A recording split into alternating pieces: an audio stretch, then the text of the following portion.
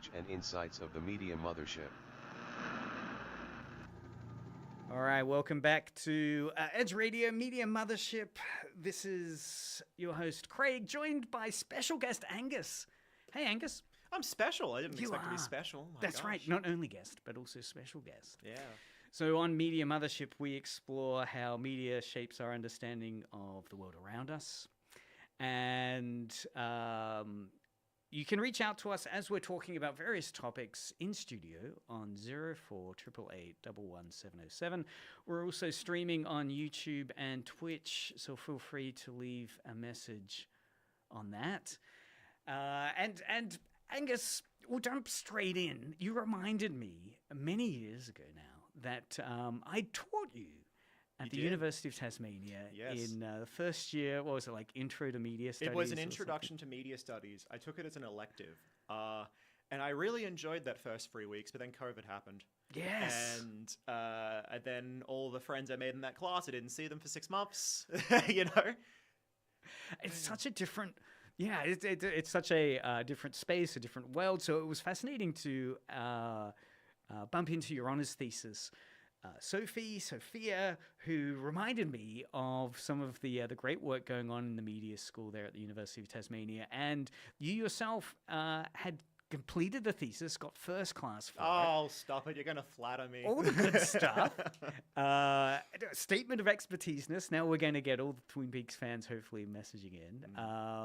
And of course, you'd deep dived into, I was reading the abstract of it, an amazing kind of analysis of Twin Peaks. So I want to start with this question of, at what point did Twin Peaks, stop from being just a show that you were interested in to being something you were thinking with? So that's an interesting question that I have had to answer a lot this year, because you have to justify why you want to talk about your little show that you like. But basically, the theory that I wanted to actually explore in the thesis kind of came first. So the thesis is basically about media as a spiritual experience. I call it media re-enchantment, which I'm sure we can touch upon in a little bit. But basically, I came into my supervisor's office and I was just, what do we anchor this to? It's so strange. And after some negotiations, we basically settled upon Twin Peaks. This is for a couple of reasons. The first reason being that, co-creator David Lynch died at the beginning of last year. Right. So it was kind of it was on my brain. I was thinking about it. And the second thing was Twin Peaks has a really strong filmic element, an oral element, and a televisual element. And with how compact an honors thesis is, about 15,000 words, you really have to... You can't fart around, basically. And I sort of figured, okay, the one property has all the things, and this is how I can contrast different kinds of media elements together just within the one text. And then the third reason why I selected Twin Peaks, beyond me just really being tickled by the show, is I discovered that so much has been written about it in regards to fandom, and it is borderline cliche to talk about certain things that I brought up in the thesis. So I was like, there's just a plethora of things to talk about.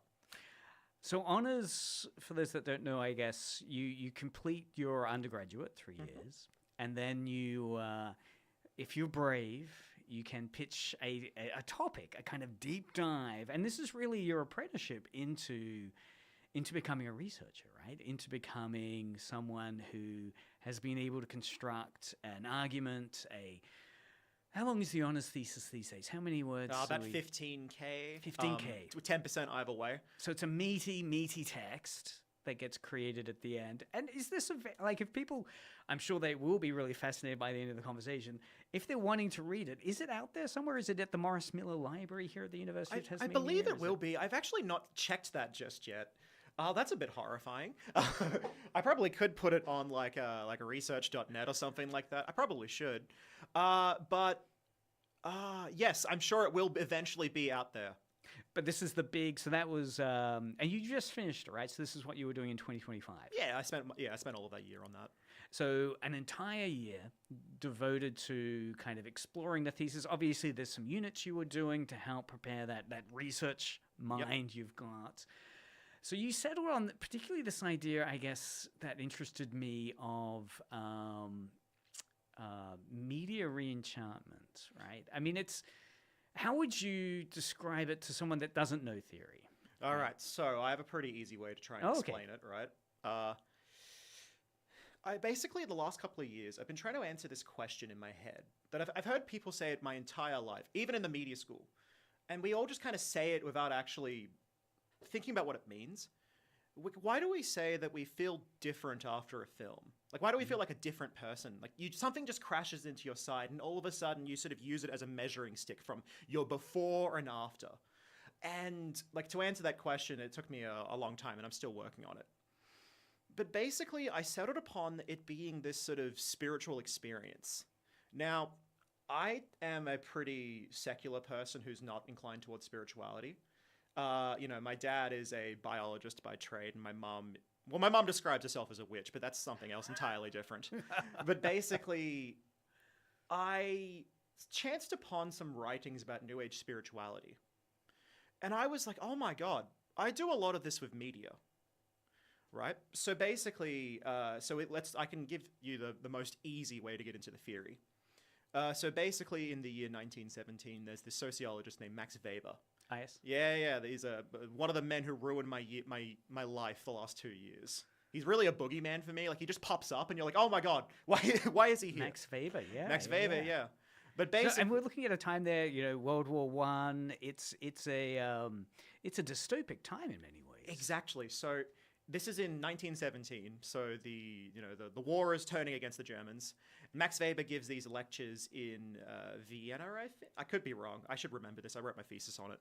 But basically, he's like, very, very, very briefly, he's kind of like, with the rise of science and politics as life vocations, I think as the millennium closes, we will have no religion. Because we now use like science and politics as we once did religion. Now, Craig, what happened in Germany less than 20 years later? Well, sadly, many people would say the war continued. The war continued. And we have this authoritarianism and Nazism pop up. So scholars, so this is like Eric Fromm, a whole bunch of people, they sort of described authoritarian re-enchantment. It's this idea of one turns towards a leader to sort of assuage existential doubt in themselves. Yeah. Oh my God, I have this radical freedom. Oh Jesus, I don't want to deal with that. And then skipping over so many books and ideas over the course of time, we sort of then get to the New Age spirituality stuff. So New Age spirituality stuff tended to rise due to a conflagration of like a whole bunch of factors, like the assassination of John F. Kennedy and Richard Nixon almost getting impeached, but not getting impeached. Yes. Yeah, but people like, deserve to know if the president's a crook. Absolutely, yes. But like you have this large, sudden distrust in the state, more or less, right? And then people turning towards, and also with the de-emphasis of the church, people then turning towards esoteric needs. So people who tend to be spiritual have this drive in them. I believe it was a scholar named Wade Clark Ruth. He termed this phrase wholeness hunger. So it's this idea where it's just like you're just missing something in your life and you tend to seek after certain things. So this seeking practice tends towards another idea called supermarket spirituality, where people just kind of mix and match their little rituals to then make sense out of their life. Some people might be like, I really don't want to go to church, but I like crystals. Or they might be like essential oils. That's for me. And it's just a process of customization. And for the sake of completeness, the third school of re-enchantment came from the 2010s. It's conspiracism, which I'm sure we can talk about another time. But basically, right, my thesis contends that we do a lot of these re-enchantment style feelings with media. So in my thesis, I sort of argue that if there's these different fields of re-enchantment, I'd argue that authoritarianism and conspiracism tends towards mysticism, which is the absolving of the self. Like, I don't matter, I'm just going to look over there. I'm going to look at there at a leader and someone else who can justify my life. New Age spirituality is necessarily spiritual. It's about looking inwards. It's about reaching a deeper understanding of yourself and your consciousness and your place in the universe. And qualitatively, that's closest to my media re-enchantment theory. because it's not about mysticism, it's about a deeper understanding of the self. But, and I must shout out my supervisor, Sophia, who made this amazing comment to me, and is one of the best parts of the thesis. One typically doesn't start seeking after a film. You know, we don't, like, basically, the New Age spirituality person seeks out experiences for the sake of fulfilling wholeness hunger, of satiating their dread. Whereas, like, with a movie, you tend to just, like, chance upon it randomly, and then you're like, oh my god, something's different in my body now. Right? So, like, there's many different, like, little individual bits that sort of happen with that, right? Yes. And then, so then I'm combining that. Because my thesis wasn't ambitious enough as it was, I'm like, okay, this spirituality is media stuff. It goes right back to the origins of media studies. It goes right back to the Frankfurt School. So in particular, I cite this scholar from the 1920s and 30s. His name was Walter Benjamin. Yep. I always feel like a bit of a wanker when I say Walter Benjamin. You know, these Germans, you have to pronounce their names all wrong. Yes. Right, rather. But basically, he had this theory of, he called it aura, which is a very contemporary meme term at the moment, which I thought was very funny. That's right, yes, because you have terms like aura farming. Aura farming, yeah. You have no idea how many times I heard that this year. Oh, my God. Now, this idea that aura of Walter Benjamin is different, though, from the memification of this term. Oh, today, marvelously. Right? So if you will allow me to explain. So Please. basically, Walter Benjamin, he was... So this is in, like, I think it was 1936 he was writing this paper. The Work of Art in the Age of Technological Reproduction. Basically, he was a German Jew, and he was obviously pretty resistant against Nazis using filmic techniques to reinforce propaganda, right? So his paper is one part anti-fascist screed, one part aesthetic philosophy screed, and he's also just kind of like lamenting the commercialization of artworks under capitalism as well. Yes. So basically, he sort of noticed that, like, I'm trying to think of an example. I don't know if the streamers online will be able to see this, but I have this phone case. This phone case is of Francisco Goya's Saturn devouring his son.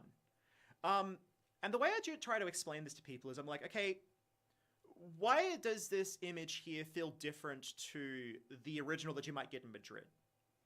That's where it is.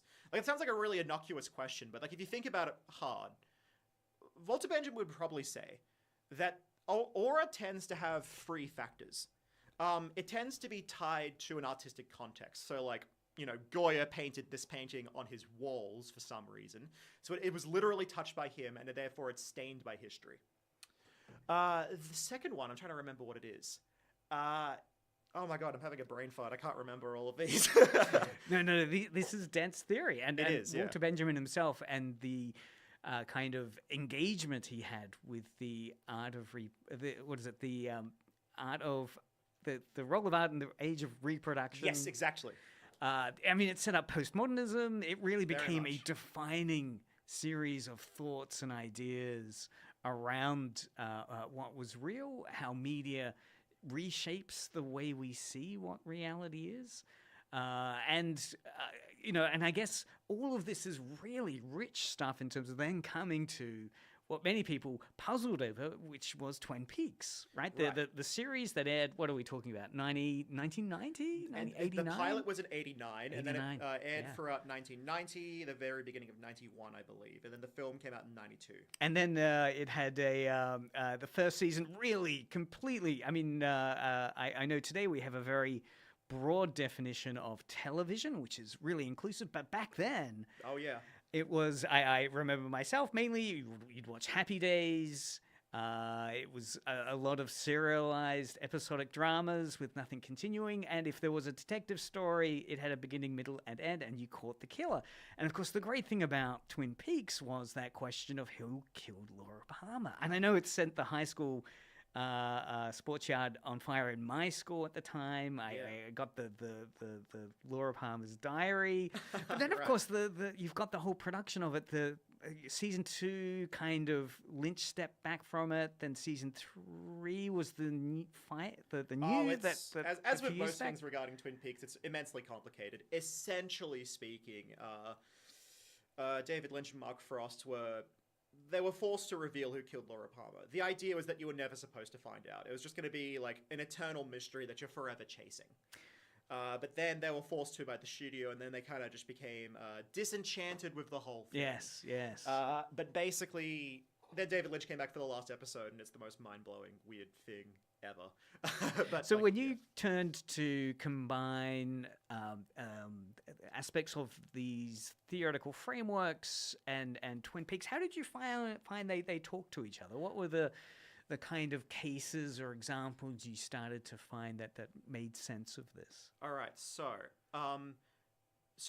the base theory, right? I sort of propose within Twin Peaks there are 7 auratic factors. So where I was going with the Walter Benjamin stuff, to be very brief, was basically Walter Benjamin and his protege Theodore Adorno more or less assumed that like reproduced artworks, which means like something that's caught on a camera and then broadcast somewhere, necessarily, almost definitionally, can't really have an aura, more or less. But then Twin Peaks, and I guess that's. I mean, jumping in there for a second with that aura idea, I know one of the things I became fascinated in were media pilgrimages to locations, right? Yeah. So studio locations, or the reason people go on a pilgrimage, and that's that aura idea, I guess. That idea that you're also brought into communion with the authentic object itself. That engagement that you've gone to the Louvre and you've seen Mona Lisa, and you go, wow, it's smaller than I thought, right? But nevertheless, you're in engagement with authenticity. You're not seeing the reproduction that you would in your school textbook, which, as you're helping us to see, Benjamin would say is stripped away of its aura. What it's lost, I guess, is that sense of the authenticity of it, the communion of it. Do you see that as a spiritual experience as well? That the kind of idea of aura that Benjamin is privileging here, that kind of engagement one-to-one is a better experience, right? I mean, it is a critique he's putting forward. Would you say of again this kind of commercial, mass-produced, lesser experience that increasingly the world he saw it going down? So basically, that was a rich question there, and I feel like I have to give like 2 little bits to even begin to answer it. Like I'm having a great time, but basically, Benjamin was pretty careful to note in his time that he thought that like aura would nonetheless have specific factors within its own time and age, right? So he's not saying explicitly, oh, a newspaper it will forever never ever have an aura. Because we will look back at us today, we will look back at something from the 90s and it'll be stained by context and history, right? So he's careful to say that. Now, my argument in the thesis is essentially that I think the main thing, so we're talking about this media re-enchantment thing, and the main thing about media re-enchantment is that you can't seek after something unless you're sort of primed into it. And then the thesis, I argue that the biggest priming factor towards a media as a spiritual experience is experiencing aura, right? And then I was thinking, and what would be an example of that? So let's talk about Twin Peaks. Yep. So in Twin Peaks, so in my thesis, I mainly talk about the first season, just because I only had 15,000 words, and primarily I talk about like 2 episodes of the show. Okay. So there is this famous scene from the pilot episode of Twin Peaks. Agent Dale Cooper and Harry Truman, the cops. They've got Laura's delinquent boyfriend Bobby Briggs in for questioning. Yep. And there is this flickering, ugly ass VHS tape in the corner of the room. And Cooper's like, "Oh, Bobby, where were you last night?" And he's like, "I wasn't anywhere. I'm a little shit kicker." And then sort of Cooper turns on the VHS tape, and Laura Palmer is just there. Laura Palmer obviously is the girl who was murdered. And you see this flickering VHS tape where she just comes to life and she's smiling and she's running around. And like Bobby, who has this really cynical little shit kicker sort of attitude, he's just like stopped dead in his sort of pretension. And he's kind of just like, oh, she's there and I feel terrible. So he's really affected by seeing the VHS images and that undercuts the bravado performance he'd been doing. Yeah, and that's what's amazing to me about it is, like, the screen is flickering because they're obviously shooting a film camera and it's not matching the VHS flicker rate for the screen. Yep. You know, So we're getting that kind of VHS. it's heightening okay. the flaws of a medium, essentially, Mm-hmm. right? It's very purposeful, because if they wanted it to look good, they could have just made it look good. So basically, this is... I gave a talk for a class this semester, and I described this as my most unhinged auratic factor. I call what's happening in this particular scene hauntological technosis. Okay. Hauntological technosis. I love it. Hauntological technosis. So I think we have to start off with the first half. Let's start off with the technosis stuff. So this is like an extremely strange media scholar. He made a particular name of himself in the 90s named Eric Davis. Mm-hmm. And he likewise saw this correlation between communication technology and spirituality. So Gnosis, Gnostic, is obviously a variety of like a pagan religion that goes back further beyond like ancient Greece and stuff. But basically, Eric Davis argues that... How can I put this simply? I don't really know how my phone works. Ah, yes. You know, like, I mean, like, I understand the concept of Wi-Fi. I understand that somehow wiggly air goes into my phone, and then all of a sudden I can look up what the weather is like in Argentina.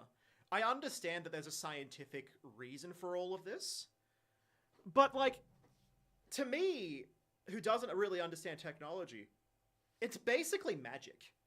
In an in a strictly emotional sense.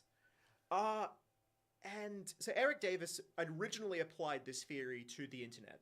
This is like, he was, like, I think this book is from like 96 or 98. So he's talking about like chat rooms. This idea, he directly cites McLuhan's explanation of the telegraph, where he's talking about like the telegraph was this machine that like reduced communication between like Europe and Australia from like a weeks-long process of sailing across a sea into mere seconds. I mean, like, we're streaming this right now, and it is instantaneous. Like, I'm not speaking to you, person, but somehow you're still listening to me, even though we are so far removed from each other. So, Eric Davis goes on to kind of argue that, like, it isn't magic, and it's not, like, a failure to understand that makes it feel magic. It's not illiteracy. Because it is, you could just like defer to something being, mystically defer to something, and that's what makes it magical. Rather, it is somehow scientists of all varieties have like conjured something amazing into the world. And they have somehow, they understand it, so you basically think of these people as having like an arcane knowledge. That's like the phrase he uses, an arcane knowledge. So the argument I make in the thesis is kind of like, well, I think films could certainly be attributed to have technosis properties. You know, like, I mean, we were talking about like trying to get the computers and stuff to work here, right? It's such a pain in the ass. Like, imagine having to try and shoot a film. Oh, it sounds terrible. But, you know, there are these artists who can master these deeply complex technologies. Yes. And you kind of look on at them in awe. And you're like, how on earth did you do that? That is an amazing thing. And then how did you make something that made me feel so wonderful? So this spiritual nature of technology is being evoked in Twin Peaks. Like, it's not, they're not saying, oh, Eric Davis said this, because Eric Davis would only write his book 5 years later. But nonetheless, because David Lynch was a very kooky, weird, spiritual dude, and because Mark Frost was deeply indebted to Jungian mysticism, that's Carl Jung, they sort of are, like, they have this sort of spiritual look at technology. And there's all these themes in that pilot, you know, there's all of these, like, these ceiling fans that are whirring and it makes you feel a bit of dread, and there's all these power lines. There's an amazing scene in the pilot where Laura Palmer's parents find out about the death of Laura Palmer, and like they're not cutting to their faces while they discover that their daughter is dead. They're cutting to the phone wire. Yes. So you listen to like the mother's scream while the phone wire is just the main thing that you're looking at. They're separated by space, but nonetheless they are brought together by technological mediation. So Right. do you feel that's a fear of technology or a reverence? Oh, it's reverent. Yeah. Like I said, I absolutely love that I live in this era and I can, you know, do all of this. I think that I think it was like Heidegger who was deeply afraid of technology in that way, and I don't have that at all. But I guess like the thing that then makes so like we have a mechanism essentially in that one shot to explain why it is sort of spiritual, but we've not really understood why. Like that's the how, but what's the why? So that's when the hauntological part comes in. So this is Jacques Derrida, who sort of like he's famous for his book Spectres of Marx, where he sort of was talking about like the tail end, the fall of the Soviet Union and stuff, and he's kind of like, that we were supposed to live in this utopia, but then it became authoritarian, a nightmare under Stalin, and then it's like this colorless bureaucracy.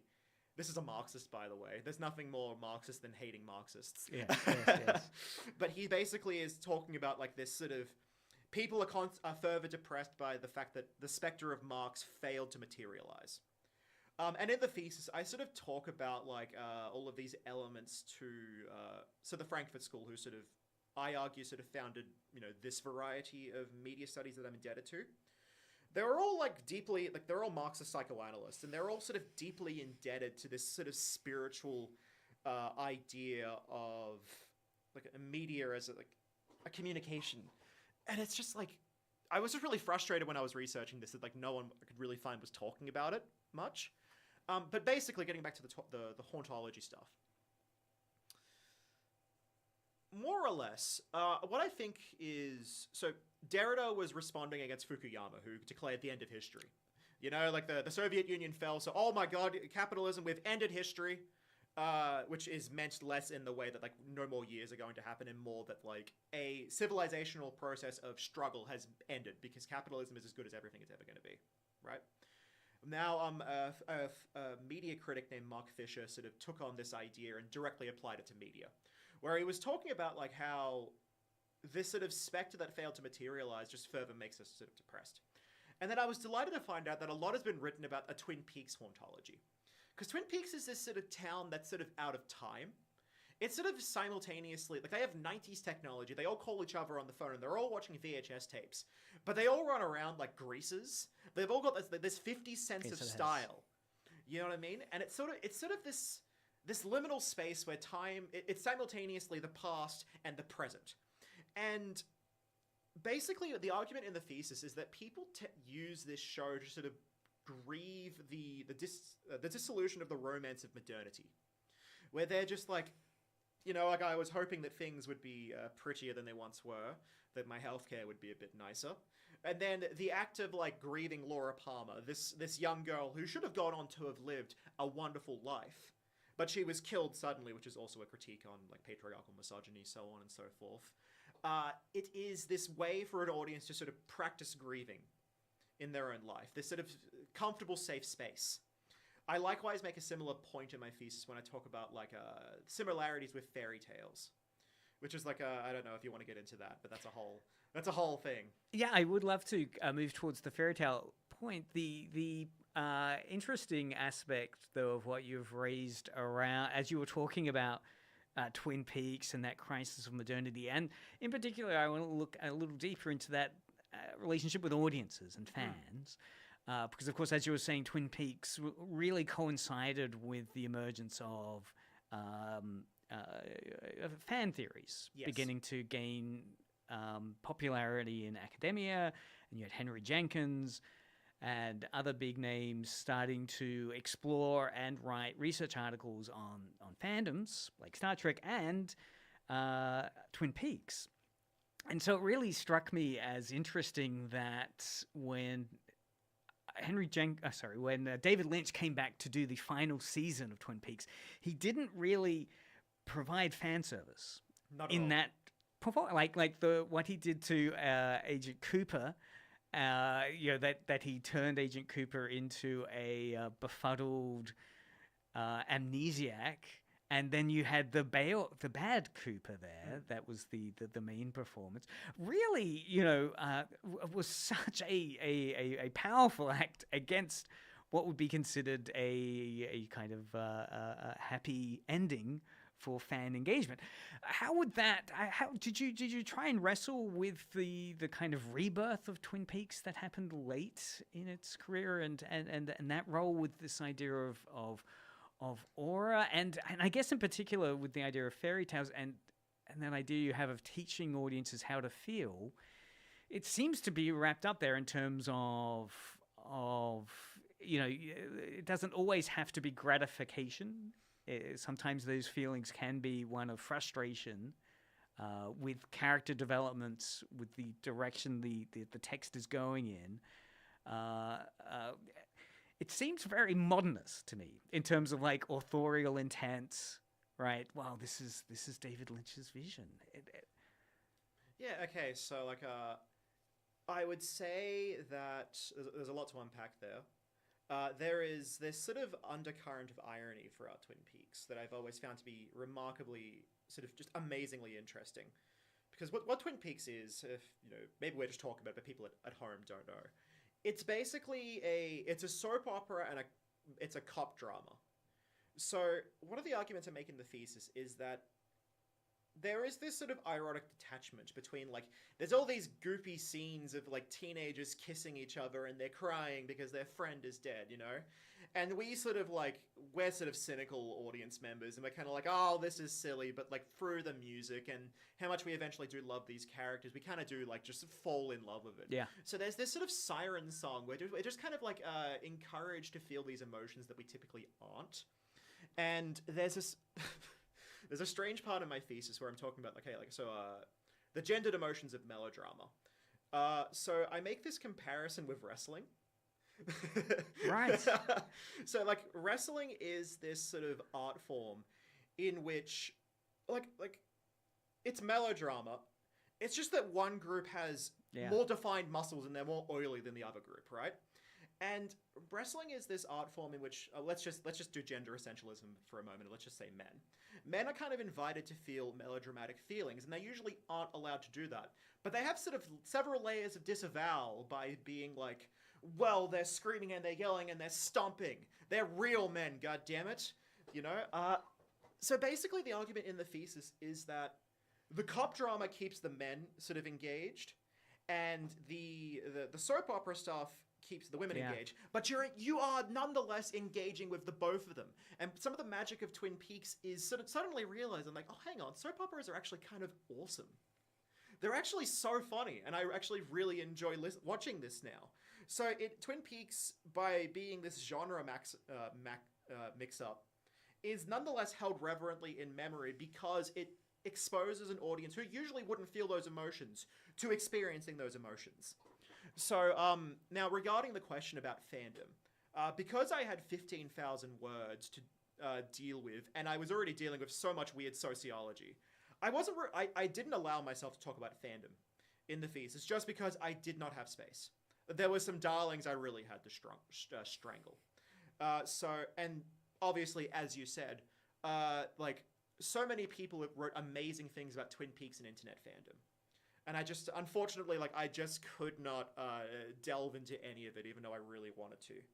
If I eventually make a bigger version of it, I will, But, yeah. Yes, that's for the future. That's for the future. That's, they gave me this phrase when I was doing honors. It's like, you just got to get your P's. You got to park that car. That's true. Yeah. And one of the things that, it's very interesting considering ideas of aura and the kind of re-enchantment idea, the mythologizing of media, and one of the ideas that I always was stumped by with a British sociologist called Simon Cottle. I'm gonna write this person down. Well, he put forward the idea that at one level, rationally, when we understand how a text is made, right? So a huge Twin Peaks fan, one way of unpacking what Twin Peaks meant might be looking at, the production of it, the as we were talking about, the type of studio pressures that was placed on it, the type of, when you're looking at a DVD, you're listening to the commentary, and David Lynch has been quite notorious for always pushing back against any film critic that tries to ask him about the meaning of his films. Right? Can I jump in and explain please. the fairy tale thing, right? Yes. So basically the idea I talk about in the thesis is that there's this old idea in fairy tales. It's kind of problematic, but we retort it in the thesis. This idea that you're not supposed to explain the meaning of fairy tales to children. This is sort of like a Bruno Bettelheim. This was his Right. name. Like, don't tell. Because it's supposed to be Santa scary, and it's is- kind of like, let's not use the word moral education, but it's supposed to help them in their process of individuation, growing up, right? Now, my argument is basically that, like, Twin Peaks is this rather morose, scary story that about like a community mourning, and there's all these horrible melodramas that happen, and it's quite a scary show when you sort of get past how silly and lighthearted it is. It's about the balance of light and dark. But Twin Peaks is, how do I phrase? A lot of people that I read in regards to my thesis, they sort of argue that Twin Peaks became this safe space to practice complicated emotions, sort of to allow, and the Twin Peaks basically was that for an adult audience. Yep. And basically what I think happens is, so there's that famous David Lynch quote where he's like, there's this film critic, and David Lynch is like, Eraserhead's my most spiritual film, and the film critic's like, can you elaborate on that? And he's like, no!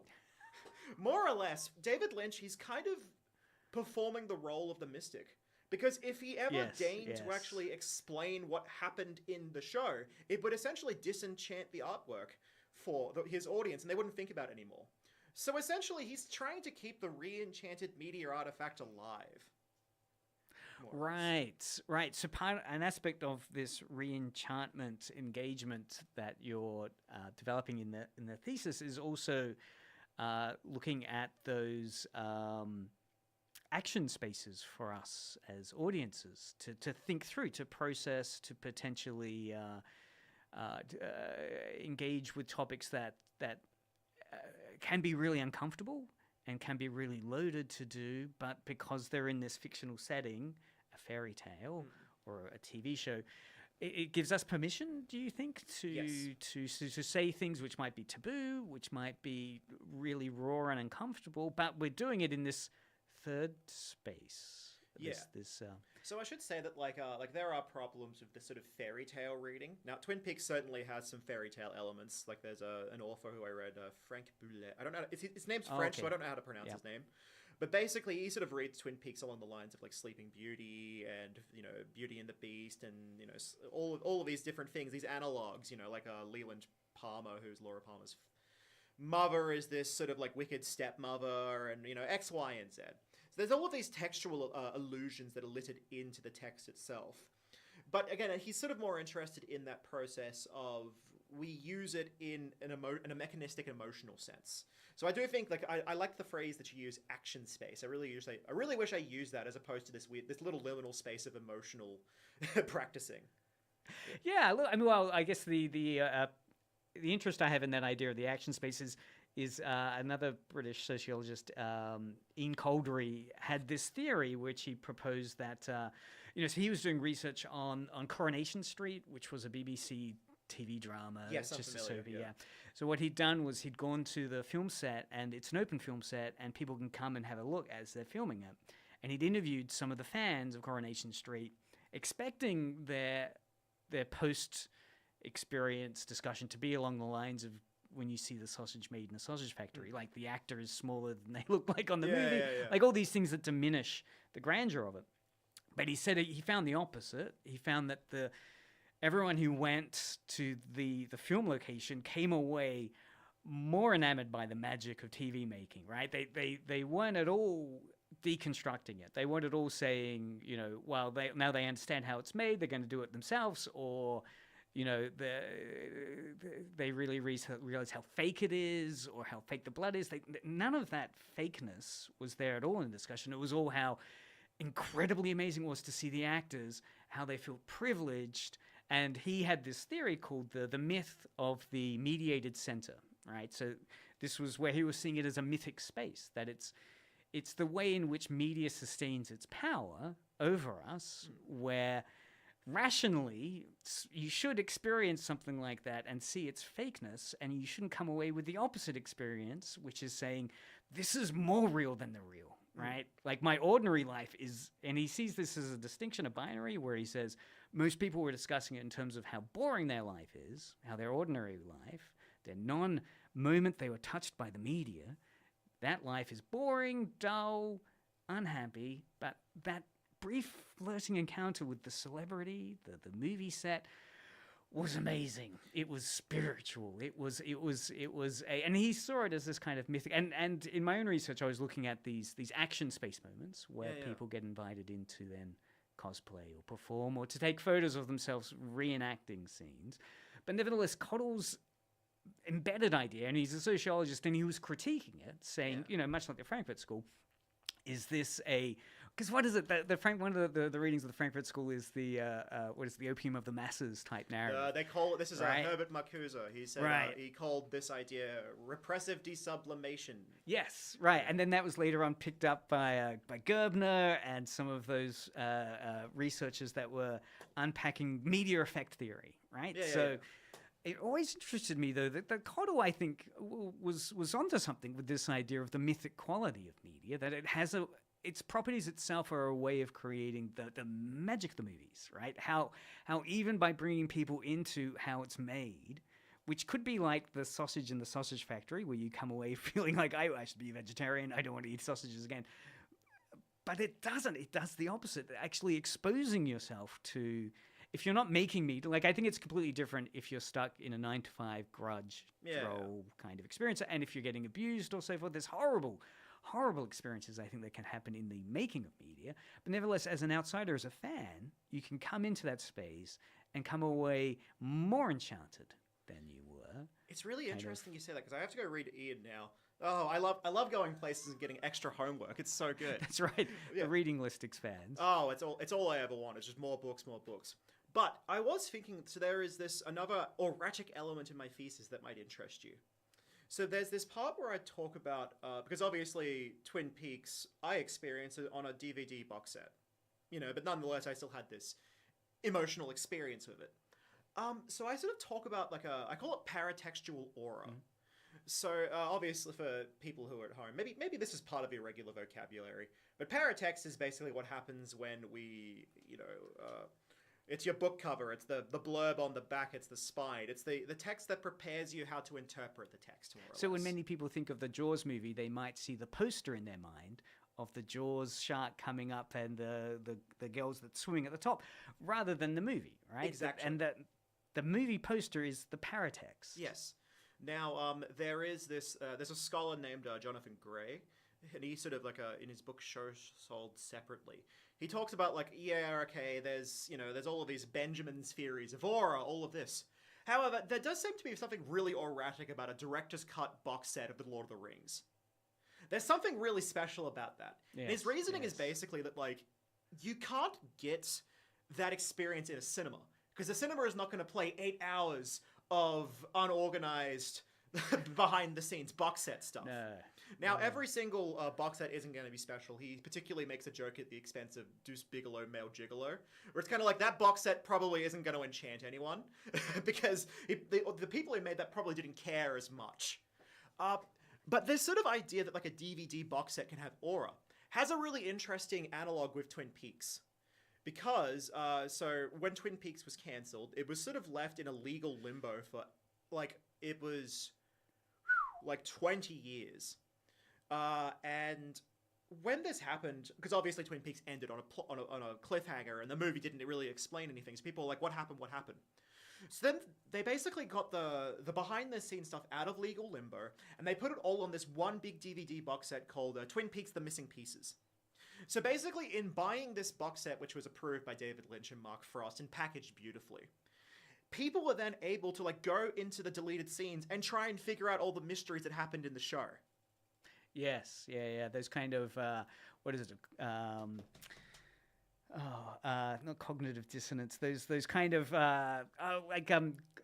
Jenkins talks about it with the origami unicorn, right? Yeah, okay. These moments of narrative additions that are made, where suddenly the ways in which the text outside the text helps you sort of experience the text. His essay on The Matrix was in my mind when I was writing that part. Yeah.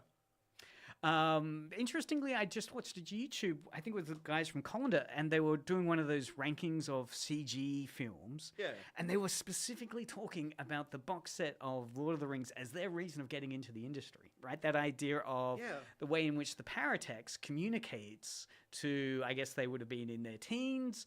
So they watched this legendary Lord of the Rings box set, and it communicated to them a whole idea of identity and engagement, which then, again, in terms of action spaces, then got them into the narrative they tell about their career, right? Yes. Their narrative is anchored in the paratext, right? It's not like, yes, I was in the cinema, because you think of interviews with Scorsese and so forth, and they'll privilege the kind of dark cinematic space, which is certainly valid and there and mythic, but then it's fascinating that these celebrated CG YouTube commentators and professionals themselves were privileging the Blu-ray or DVD box set as the origin story for their career. And it's the paratext, right?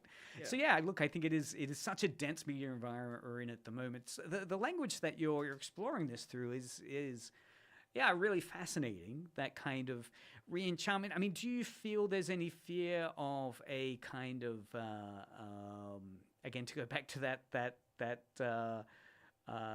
opium of the masses idea? Is an enchantment? Is there a threat that we are, from a critical point of view, for those people that might criticize this, they might say, well, isn't this dumbing us down? Isn't this a kind of a media effect where we're getting distortions of reality? When we're not experiencing reality, we're getting these weird views of what the mafia are. We're getting these weird views of what Japan is, that it's this kind of, anime wonderland, right? That it's a distortion, it's not reality, and people sometimes have lost that distinction. Is there any threat of that? Oh, there's so many. Like, it's basically, again, I have to keep in mind that I only had so many, a word budget to be playing with. But of course. The conclusion is, I had to sort of list a couple of shortcomings of the thesis. And a big one was that, I really do worry that, let's say the media re-enchantment thing is people are like, yes, this is excellent, this is brilliant, this is His Majesty the Ego speaking. But, if that did happen, I do worry that, that idea of repressive desublimation could be built into it. It's this idea, it's I use this piece of art to express my feelings, and then I go back to work the next day and I'm a more complacent worker. You know what I mean? I do very much worry about that. And I also do extraordinarily worry about this sort of, this correlation that then happens when we sort of obsess over media, where we start to correlate taste and identity, when we start judging people's intelligence based upon the movies that they like. And in the thesis, I kind of had to say hey, look, that's like a PhD project and a half. I can't bring it up right now, but discontents will begin to arise. And I was explaining to Craig before we sort of started the podcast that the thesis is essentially, so I'm working on a book, and the thesis is basically it would have been the hardest hypothesis to get right in the book if I did it by myself. But the book is kind of about that. It's kind of about the stress one feels over problematic artists. Yes, and all that kind of thing. So let's just say I have plenty to say about that, but I don't know if I have enough time to really get into it. You've left us with such a juicy question, because I do feel, these questions for me, I love postmodernism, but I do feel that sometimes it loses itself through the lack of application. It's if I may interrupt, there's an anthropologist named David Graeber. He called the neurosis of postmodernism is a guilty consumption complex. Yeah, all those French, Derrida, I feel that fantastic ideas, but the application of it sometimes falls down, right? Yeah. In terms of it's left to other scholars to attempt to take these ideas and apply them. But I do feel in terms of cases which are presenting themselves today, one of those questions which has arisen is that one of what you do with problematic figures, the cancellation phenomena. And that is that's where the rubber meets the road in a way, of that re-enchantment verse, you don't want to be put under a spell type of, I don't know what the antithesis of re-enchantment would be that still maintains the mythic quality of it. I think that kind of critical distance, I think it would just be idea. Just an indifferent boredom. Maybe, that's kind of sad though. I feel the default setting, I feel, with most cases when we look at media texts is that most people are hypercritical of them and disparaging of fans that engage with it, right? Yeah. That's almost the default setting. That, in fact, anything that attempts to award power and agency to fans or to the engagement of these texts is always an uphill struggle to make it relatable and understandable and meaningful in a way to someone. So I do think that it's to be applauded. I think trying to inject a sense of wonder and curiosity with language like re-enchantment, the haunting. I mean, I'll have to go over hauntology stuff. Hauntology. I mean, it's beautifully rich, dense ideas that open up, I think, concepts. And I think this stuff does matter. I mean, I think while many people would, prioritize, you should get a job as an accountant or something, we can't deny that the stories we tell about why we're doing things defines us, right? Yes. That, so I'm really excited to hear where you might go. And I know we're heading towards time. And we've not even touched upon what I found one of the most exciting contributions you're making around video essay work. Yeah, I completely forgot about that. We'll have to leave this as something that if people want to hear more, where can they go? What's your video essay setup at the moment? For sure. So I'm on YouTube under the old Razzle Dazzle. The old you got to razzle them a little bit, We'll have some links in the show notes. Yeah, no, thank you very kindly. I've not uploaded in a hot minute just because, well, my honours thesis was a bit make or break for me because my undergraduate marks weren't that great.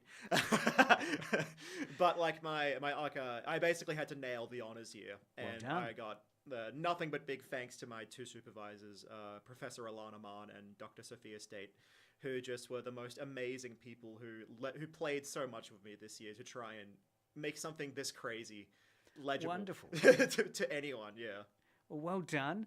And again, hopefully we'll be able to bring you back. I mean, I've only gone through, I think, the first 3 questions I'd set up. So there's certainly more. I'd love to bring you back to dive deeper into some of these questions and to, because I'm sure there are people out there that are curious about video essay making as well. So to even unpack the enchantments and re-enchantments that occur in the act of creating media, that hopefully it's not too much like a sausage. No, it's this beautiful little thing where like a lot of people get started because they just wonder like, I wonder if I could do that. It's the same thing as we were talking about with the DVD box sets, where you're just like, I think I might be able to do something like that. It was exactly the same with me. I mean, like, granted, I had a bit of an ego death, and then it was COVID, so I had a lot of free time. So I was like, all right, let's give this a go. And then I just continued on, and I found there's something wonderful about the medium where there's something wonderful about crafting a digital muck of gigabytes of nonsense into something that's coherent and funny and frenetic. There's something that's just immensely satisfying about it, and it's something that I've very much missed in my time working on my goddamn thesis. Yes. Working on something that probably matters a little bit more than silly YouTube video essays. Well, I think that's a perfect teaser to leave the show on. For sure. Angus, thank you so much for your time and energy, bringing together some of the ideas that you formulated during your thesis. We'll have to track down where it might be lying. I really want to find out now. What archive? I know the libraries, most university libraries try to collate and collect, but again, you have to sometimes be proactive giving them that. So if you are interested, though, again, we'll put in the show notes the YouTube channel. What was it called again, Angus? The old Razzle Dazzle. The old Razzle Dazzle. There's a whole ton of stuff. I know I was enthralled because my daughter's playing Silent Hill 2. You've got a great one that dives into that. And oh, yeah, that's a bleak one. It's very personal. So a whole ton of stuff where you explore various media and popular culture. So worth checking out.